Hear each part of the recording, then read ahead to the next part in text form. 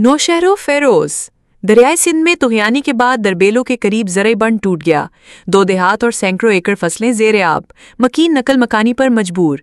नौशहरो फिरोज नुमाइंदा खसूसी दरियाई सिंध में तुग़यानी के बाइस दरबेलों के करीब ज़रई बंद टूट गया, जिसके नतीजे में सैकड़ों एकड़ पर खड़ी फसलें और 2 देहात पानी में डूब गए।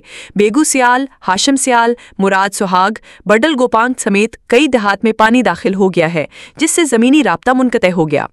आईनी शाहिदीन के मुताबिक कपास, तर, मेहंदी, आम और लीमू के बागात समेत कई फसलें तबाह हो गईं, जबकि सैकड़ों मकीन अपनी मदद आप के तहत कच्चे के इलाके से नकल मकानी करके ज़रूरी सामान के साथ पक्के की जानिब और बचाव बंदों पर डेरे डालने पर मजबूर हैं।